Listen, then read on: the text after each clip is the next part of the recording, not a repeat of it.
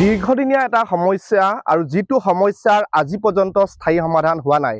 আৰু এই মুহূৰ্তত মই আছো শিৱসাগৰ সমষ্টিৰ দিখৌমুখৰ যি দেওঘৰীয়া পাৰাঘাট, সেই দেওঘৰীয়া পাৰাঘাটত আছো। আৰু দেওঘৰীয়া পাৰাঘাটৰ ইয়াৰ স্থানীয় লোকসকলৰ যি যাতায়াত ব্যৱস্থা, সেই যাতায়াত ব্যৱস্থা মই এই মুহূৰ্তত দেখুৱাব বিচাৰিছো। আৰু এই মুহূৰ্তত আমি আছো এখন মাৰ নাৱত, আৰু এই মাৰ নাওখনত কেনেধৰণে ইয়াৰ যিজন নাৱৰীয়া আছে, সেই নাৱৰীয়াজনে কেনেধৰণে তেওঁ এই মাৰ নাওখন ইয়াৰ যি স্থানীয় লোক, সেই স্থানীয় লোকসকলক পাৰাপাৰ কৰে, সেই মুহূৰ্তত আমি দেখুৱাইছো। এই মুহূৰ্তত যিহেতু আৰু এয়া হৈছে দিখৌ নদী, আৰু এই দিখৌ নদীখন ইয়াৰ কাষতে যি ব্ৰহ্মপুত্ৰ আছে, ব্ৰহ্মপুত্ৰত মিলিত হৈছে দিখৌ দৰিকা আৰু ব্ৰহ্মপুত্ৰ। সেই দিখৌ দৰিকা আৰু ব্ৰহ্মপুত্ৰৰ যিটো ত্ৰিবেণী সংগমস্থল বুলি এই মুহূৰ্তত এই যিটো পাৰাঘাট, এই পাৰাঘাটটো হৈছে ত্ৰিবেণী সংগমস্থলত আছে।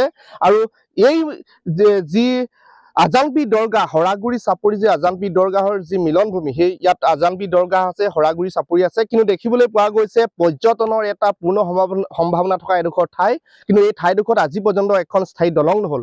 আমাৰ মাজত এজন যুৱক আছে, স্থানীয় যুৱক আছে। মই আপোনাৰ ওচৰলৈ আহিছো, কি ক'ব? যিটো এটা দীৰ্ঘদিনীয়া সমস্যা আৰু এটা ঐতিহাসিক স্থান, গতিকে সকলো ফালৰ পৰা ইয়াত এখন দলঙৰ প্ৰয়োজন হয়, কিন্তু আজি পৰ্যন্ত এখন দলং নহল। গতিকে কি আহ্বান জনাব? এটা মানে আপুনি দেখিছে, এটা বিপদসংকুল যাত্ৰাৰে মানে ছাত্ৰ ছাত্ৰীৰ পৰা ৰোগীয়া সকলে যাত্ৰা কৰিবলগীয়া হয়। এই সমস্যাটো সমাধানৰ ক্ষেত্ৰত চৰকাৰক বহুবাৰ আপোনালোকেই নিউজ কৰিছে, কিন্তু সমাধান হোৱা নাই। আমাৰ এতিয়া এই অঞ্চলটো বিশেষকৈ আমাৰ শিৱসাগৰৰ অন্তৰ্ভুক্ত হৈছে, শিৱসাগৰ সমষ্টিত আমাৰ বলিষ্ঠ কণ্ঠ আমি আশা কৰিছোঁ আমাৰ অখিল গগৈ ডাঙৰীয়া এই সমষ্টিটোৰ বিধায়ক আছে। গতিকে তেখেতে আমাৰ দিখৌমুখৰ যিটো দেওঘৰীয়া পাৰঘাট, এই পাৰঘাটৰ সমস্যাটো সমাধান কৰিবৰ বাবে তেওঁক বিনম্ৰভাৱে অনুৰোধ জনাম। আপোনালোকে খন্তেক আগতে দেখিলে এগৰাকী ডেলিভাৰী মানুহ ঘণ্টা জুৰি ৰৈ থাকিব লাগিলে, ৰৈ আছে পাৰ হ'বৰ কাৰণে।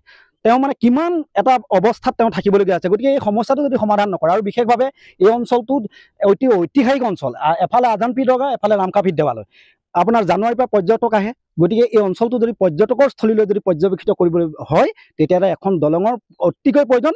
অভাৰব্ৰিজতকৈ দিখৌৰ আমাৰ এই স্থানত দলংখন অতি প্ৰয়োজন হয়। নিশ্চয় এখন ঐতিহাসিক স্থান ক'ব লাগিব। এফালে যদি আজানপি দৰগাহ আৰু আনফালে হৈছে হৰাগুৰি চাপৰি, দেওঘৰীয়া যি ইয়াত ৰামকাভিত দেৱালয় আছে, ৰামকাভিত দেৱালয় আছে। আৰু মই যিটো পৰিৱেশটো দেখুৱাইছো, ইয়াত যিটো ত্ৰিবেণী সংগম ঘটিছে, দিখৌ দৰিকা আৰু ব্ৰহ্মপুত্ৰ ইয়াত মিলন হৈছে। আৰু এই যিটো পাৰাঘাট, এই পাৰাঘাটটো ইয়াৰ স্থানীয় যিসকল লোক আছে, স্থানীয় লোকসকলে তেওঁলোকে এই দীৰ্ঘদিন ধৰি মাৰ নাৱেৰে তেওঁলোকে যাতায়াত কৰিবলগীয়া হয়, টুলুঙা নাৱেৰে যাতায়াত কৰিবলগীয়া হয়। অতি দুৰ্ভাগ্যজনক বিষয়, কিন্তু আজি পৰ্যন্ত কোনো এখন চৰকাৰে এই বিষয়টো সমাধান নকৰিলে। মই আপোনাৰ ওচৰলৈ আহিছো, কি ক'ব? যিহেতু ইয়াৰ ছাত্ৰ ছাত্ৰীসকল এনেধৰণে নাৱেৰে অহা যোৱা কৰিবলগীয়া হয়, ৰোগীয়া অসুখীয়া লোক এনেধৰণে অহা যোৱা কৰিবলগীয়া হয়, বিভিন্ন অসুবিধা। গতিকে আপোনাৰ চৰকাৰক কি আহ্বান জনাব?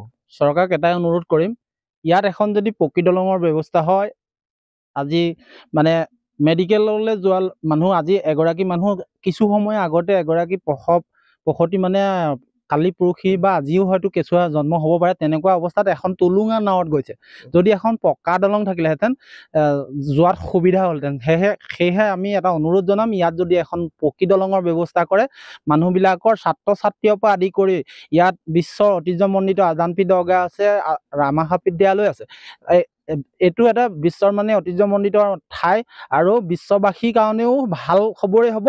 দলং এখন হ'লে ৰাইজৰো সুবিধা হ'ব, প্ৰতি মানুহৰে সুবিধা হ'ব। সেয়েহে মাননীয় আমাৰ পীযুষ হাজৰিকা ডাঙৰীয়াকো অনুৰোধ কৰিছোঁ, ইয়াত এখন খুব সুন্দৰভাৱে কম দিনৰ ভিতৰত দলং এখনৰ ব্যৱস্থা যদি হয়, ৰাইজৰ সুবিধা হ'ব। হয়, নিশ্চয়কৈ স্থানীয় লোকৰ এটা ভাষ্য, তেওঁলোকে ইয়াত দাবী জনাইছে এখন স্থায়ী পকী দলঙৰ কাৰণে।